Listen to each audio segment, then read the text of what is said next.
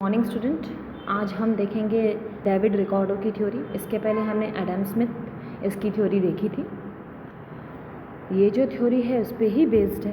ये जो इकोनॉमिस्ट है उन्होंने जो अपने एक्सप्लेन किया है, अपनी जो आइडियाज़ एक्सप्लेन किए हैं वो एडम स्मिथ की जो थ्योरी है उस पर ही बेस्ड है, बट इसमें थोड़ा सा डिफरेंस है जो हम देखेंगे। एडम स्मिथ ने क्या कहा था? उन्होंने लेबर एफिशिएंसी को बढ़ाओ, इस पे ज़्यादा जोर डाला था, डिवीज़न ऑफ लेबर पे जोर डाला था, देन लेजिस फेयर पे जोर डाला था, कैपिटल एक्यूमुलेशन पे जोर डाला था।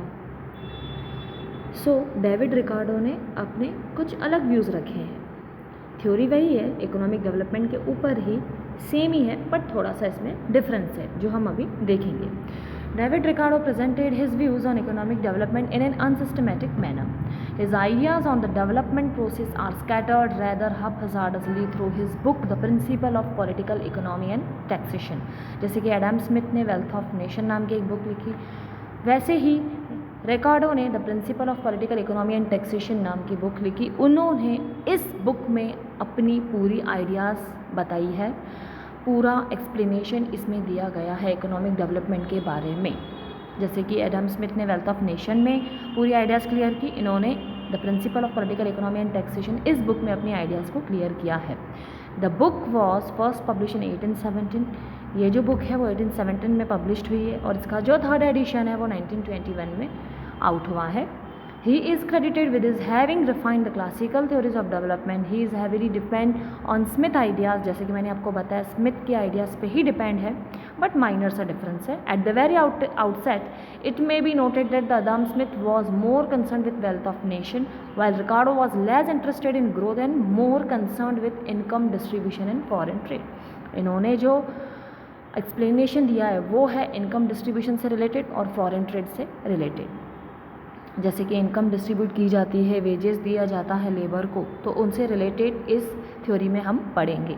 According to Taylor, David Ricardo should be called the father of economics, और in fact Ricardo did not even support the theory of economic development. David Ricardo entire writing are based on marginal principle of development. ये जो उन्होंने full of book लिखी है वो marginal principle of development पे based principle के ऊपर लिखा गया है। द नेक्स्ट अभी हम देखेंगे उसके एजम्पशंस क्या क्या है इस थ्योरी के। The Ricardian theory is based on certain assumptions which are given below. यहाँ पे कुछ एजम्पशंस दिए गए हैं 14, जो हम अभी यहाँ पे देखेंगे एक एक करके, जो कि ज़रूरी है आपको समझना। Supply of land is fixed. Obviously जो लैंड है वो फिक्स रहती है। अगर आपका प्रोडक्शन है, जैसे कि आप फर्टाइल लैंड पे प्रोडक्शन कर रहे हैं, बट पॉपुलेशन के हिसाब से आप जो प्रोडक्शन कर रहे हैं अगर वो कम है तो आपको और लैंड की ज़रूरत पड़ेगी, तो लैंड आपको बढ़ी हुई नहीं मिलेंगी, लैंड कभी बढ़ती नहीं, लैंड जितनी है वो फिक्स्ड है। बट हम क्या कर सकते हैं, दूसरी लैंड को रेंट पे ले सकते हैं। सो इसलिए यहाँ पे कहा गया है जो सप्लाई है लैंड का वो फिक्स रहता है। अगर आपको एक्स्ट्रा लैंड चाहिए तो आप रेंट पे ले सकते हैं। सेकंड है the land is use for production of corn. Land का यूज़ किसके लिए? प्रोडक्शन पर्पज़ के लिए किया जाता है। So working force in agriculture help in determining distribution in industries. अब एग्रीकल्चर और इंडस्ट्री ये दो सेक्टर्स रहते हैं, तो यहाँ पे कहा गया है कि एग्रीकल्चर के ऊपर इंडस्ट्रियल सेक्टर और सर्विस सेक्टर दोनों ही बेस्ड है। एग्रीकल्चर की हेल्प से ही हम इंडस्ट्री सेक्टर्स को डिटरमाइन कर सकते हैं।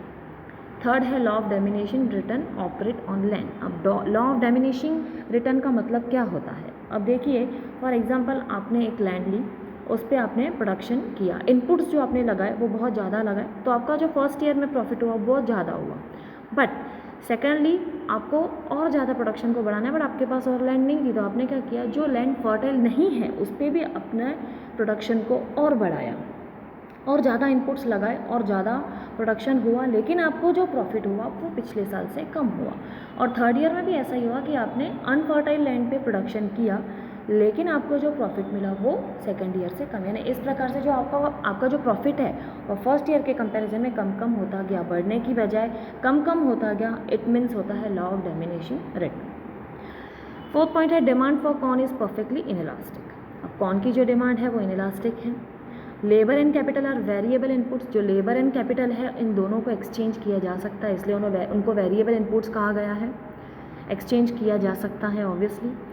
देन है कैपिटल कंसिस्ट और circulating capital, there is capital homogeneity, all workers are paid subsistence wage. यहाँ पे जो वेजेस दी जाती है वर्कर को वो सब्सिस्टेंस वेजेस दी जाती है, मतलब कि उनकी पूर्ति जितना वेजेस उनको दिया जाता है उससे ज़्यादा नहीं हो सकता है, तो उनमें उनका घर खर्चा भी पूरी तरीके से नहीं चलता है, इसलिए उसे सब्सिस्टेंस वेज कहा गया है। The state of technical knowledge is given, technical knowledge यहाँ पे दिया गया है। There is a perfect competition in the economy, वहाँ पे परफेक्ट कॉम्पिटिशन को एक्सप्लेन किया गया अर्थव्यवस्था में। So demand and supply price are independent of the marginal productivity of labour. जो डिमांड और सप्लाई प्राइस है वो इंडिपेंडेंट है दोनों भी। The supply price of labour is given and constant, जो लेबर की सप्लाई प्राइस है वो दी गई है और वो कांस्टेंट रहती है। Demand for labour depend upon accumulation of capital, capital के अक्यूमुलेशन पे आपके लेबर की डिमांड रहती है। अगर आपके पास एक साल में बहुत ज़्यादा आपने कैपिटल को कलेक्ट कर लिया है, और आपके पास कैपिटल कहाँ से आता है, कैपिटल आप अक्यूमुलेट कहाँ से करते हैं, प्रॉफिट में से। जो आपको प्रॉफिट होता है उसमें से आप सेविंग करते हैं, जो सेविंग होती है आपके पास उसको हम कहते हैं कैपिटल अक्यूमुलेशन। अगर आपने एक साल में बहुत ज़्यादा कैपिटल अक्यूमुलेट कर लिया तो आप लेबर भी उसके बेस पे ही डिमांड करेंगे। ज़्यादा कैपिटल है तो ज़्यादा लेबर की डिमांड होंगी, कम कैपिटल है तो कम लेबर की डिमांड आएंगी। Capital accumulation result from profit, जैसे कि मैंने आपको कहा कि कैपिटल जो एक्यूमुलेट करते हैं हम वो कहाँ से करते हैं, प्रॉफिट में से। प्रॉफिट होता है तो प्रॉफिट में से सेविंग होती है, सेविंग होती है तो ही हम कैपिटल को एक्यूमुलेट करते हैं नेक्स्ट ईयर के लिए या कुछ नेक्स्ट प्लानिंग के लिए। आया समझ में? ये 14 अजम्पशंस हैं जो आपको अच्छे से रीड करने हैं, पढ़ने हैं, क्योंकि ये बहुत ही इंपॉर्टेंट अजम्पशन दिए गए हैं यहाँ पे डेविड रिकार्डो के। अब इसमें कुछ कंटेंट्स दिए गए हैं जिसमें से हम एक्सप्लेन कर सकते हैं कि ये थ्योरी क्या है। जैसे कि मैंने आपको बताया, फर्स्ट है law of diminishing return. Ricardo purpose is that ideas of agriculture production is always ridiculous as the nature of diminishing production is natural, it is detrimental to development of agriculture. As a result, the economic development of the agriculture is low. This means that more food need to imported to meet the need of the population. अगर economic development जो है agriculture sector की वो कम है या slow है तो इसका मतलब क्या होता है, तो हमें जो बढ़ती हुई पॉपुलेशन है उसकी तो ज़्यादा नीड्स आएंगी ना, उनकी तो नीड्स हमें पूरी करनी है ना। सो हमें जो खाने की चीज़ें हैं वो हमें इंपोर्ट करनी पड़ेंगी पॉपुलेशन की ज़रूरतों को पूरा करने के लिए। So as a result rising prices of essential commodities lead to deterioration of living standard and gradually slow down the pace of economic development. अब देखिए, जैसे एग्रीकल्चर सेक्टर की डेवलपमेंट नहीं हुई तो हमें जो खाने पीने की चीज़ें हैं वो इंपोर्ट करनी पड़ेंगी दूसरे देश से इंपोर्ट करेंगे तो ऐसे क्या होगा, जितनी ज़रूरत हमारे देश को है उतनी उन्हें नहीं मिलेंगी। हमारी कंट्री को जिन जिन चीज़ों की जिस टाइम पे ज़रूरत है उस टाइम पे उन्हें नहीं मिलेंगी, तो इससे उनका स्टैंडर्ड ऑफ लिविंग लो होगा, तो इससे हमारी इकोनॉमिक डेवलपमेंट भी कम होगी। So Ricardo has this linked economic development and productivity, यानी पे लिंक किया गया है इकोनॉमिक डेवलपमेंट और प्रोडक्टिविटी को। अगर प्रोडक्टिविटी बराबर नहीं हो रही है तो उसका असर जो रहता है वो इकोनॉमिक डेवलपमेंट पे ऑटोमेटिकली होता है। सेकंड पॉइंट है कैपिटल एक्यूमुलेशन। जैसे कि मैंने आपको बताया कि कैपिटल एक्यूमुलेशन ये बहुत ही ज़्यादा ज़रूरी होता है और बहुत ही इंपॉर्टेंट रोल प्ले करता है इकोनॉमिक डेवलपमेंट के लिए। जैसे कि यहाँ पे दो स्पेशल पॉइंट यहाँ पे इंपॉर्टेंट कैपिटल्स बताए गए हैं। ये जो थ्योरी है, in all conservative theories special Mphasis is placed on capital accumulation. जहाँ पे जो ज़्यादा जोर दिया गया है वो कैपिटल एक्यूमुलेशन पे दिया गया है।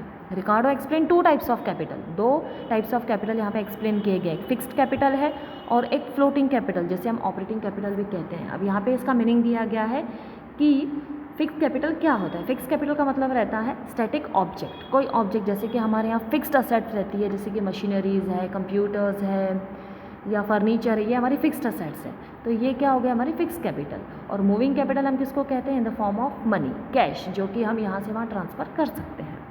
आया समझ में फिक्स्ड और फ्लोटिंग कैपिटल क्या होता है। Then unless both this type of capital increases the possibility of the economic development can not be stated. अब ये दोनों अगर कैपिटल इंक्रीज नहीं होंगे तो इससे क्या होगा, जो इकोनॉमिक डेवलपमेंट है उसकी पॉसिबिलिटी बहुत ही कम मानी जाती है। अगर आपके पास फिक्स कैपिटल बहुत ज़्यादा तादाद में बढ़ रहा है और कैश बहुत ज़्यादा तादाद में बढ़ रहा है तो ही इकोनॉमिक डेवलपमेंट मानी जाएंगी। अगर आपके पास वही पुराना सड़ा हुआ फर्नीचर पड़ा है, वही मशीनरीज़ है पुरानी जिसकी स्पीड बहुत कम हो गई है, प्रोडक्टिव लेवल इसकी वजह से कम होता जा रहा है, तो आपकी जो इकोनॉमिक डेवलपमेंट ऑब्वियसली रुकेंगी, ऑब्वियसली स्टॉप होंगी, ऑब्वियसली वो स्लो चलेंगी. So according to Ricardo capital is saved from profit. Capital हम प्रॉफिट में से ही सेव करते हैं. And high profit are favourable to the accumulation of capital. जैसे कि मैंने आपको बताया प्रॉफिट ज़्यादा होगा तो आप कैपिटल भी अच्छे से एक्यूमुलेट कर पाएंगे. और according to Ricardo capital accumulation depend upon 2 factors. First है the capacity to save and will to save. और इसमें कहा गया है the capacity to save is more important in capital accumulation as compare to will to save. इसमें कहा गया है कि कैपिटल एक्यूमुलेशन की जो कैपेसिटी है वो आपकी ज़्यादा इम्पॉर्टेंट है सेव की इच्छा से ज़्यादा. सेव करने की इच्छा एक अलग पॉइंट है, बट आपकी कैपेसिटी उतनी सेव करने की होनी चाहिए, इसलिए यहाँ पे कैपेसिटी टू सेव को ज़्यादा इम्पॉर्टेंट दिया गया है. जैसे कि यहाँ पे बताया गया this depend in the net income of the society that is surplus out of the total output after deducting the cost of worker subsistence. यहाँ पे जो कैपिटल एक्यूमुलेशन है वो किस पे डिपेंड करता है?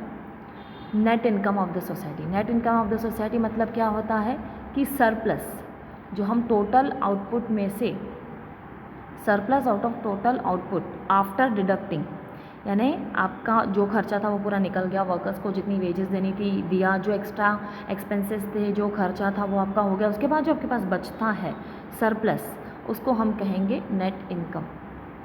The larger the surplus the larger will be the capacity to save. आपका सरप्लस जितना ज़्यादा होगा उतनी ही आपकी सेव करने की कैपेसिटी बढ़ती जाएंगी. Okay, then come to the third point, wage consideration. Wage consideration का मतलब क्या होता है? The labour get only the minimum wages. जैसे कि मैंने आपको पता है कि लेबर्स को जो वेजेस दी जाती है वो इतनी दी जाती है कि वो सिर्फ अपना घर खर्चा पूरा कर सकते हैं. So they can afford for their life is necessities. Ricardo explain such wages called subsistent wage. क्या कहा गया है? They can afford for their life is necessities, यानी कि उतनी वेजेस दी जाती है जितनी उनको अपनी ज़रूरतें पूरे करने में पूरी हो जाती है. इसको यहाँ पे सब्सिस्टेंस वेजेस कहा गया है. The labour receive easy low wages which means they are financially exploited. Labour को बहुत ही कम वेजेस दी जाती है, इसका मतलब क्या है कि उनका एक्सप्लॉइटेशन हो रहा है. So as a result labour efficiency decline and economic growth slow. Ricardo explain. Ricardo ने क्या कहा है वेजेस के लिए कि आप जैसे सब्सिस्टेंट वेजेस आप लेबर्स को दे रहे हैं तो उसका मतलब ये है कि आप उनको बहुत ही कम वेजेस दे रहे हैं क्योंकि वो अपनी ज़रूरतें पूरा करने में ही उनका पैसा ख़त्म हो जा रहा है, तो वो अपना स्टैंड ऑफ लिविंग कैसे बढ़ाएंगे? तो स्टैंड ऑफ लिविंग जैसे उनका नहीं बढ़ रहा है तो ऑब्वियसली उनकी जो काम करने की क्षमता है वो भी कम होती जा रही है. लेबर एफिशिएंसी जो है उसके साथ साथ वो भी कम होती जा रही है. अगर लेबर एफिशिएंसी कम होती जा रही है तो ऑब्वियसली इकोनॉमिक डेवलपमेंट या इकोनॉमिक ग्रोथ में स्लो कमतरता होना बिल्कुल पॉसिबिलिटी है वहाँ पे. क्यों? क्योंकि आप लेबर जब तक काम नहीं करेंगे तब तक आपका प्रोडक्शन कैसे होगा?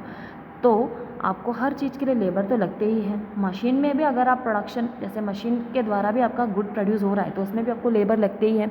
उनकी जब काम करने की जो क्षमता है वो कम होंगी तो आपका प्रोडक्शन कम होगा. इसकी वजह से आपका प्रॉफिट लेवल भी कम होगा. प्रॉफिट लेवल कम होगा तो आपका कैपिटल एक्यूमुलेशन होना पॉसिबल है ही नहीं, बिकॉज सेविंग ही नहीं होंगी. तो इसका रिजल्ट होता है स्लो इकोनॉमिक ग्रोथ. ये थी रिकार्डो की थ्योरी जो हमने अभी पढ़ी. सो एक बार आप घर पे अच्छे से रीड कीजिए, उसे देख लीजिए. If you have any queries then please आप मुझसे पूछ सकते हैं. Okay, bye bye.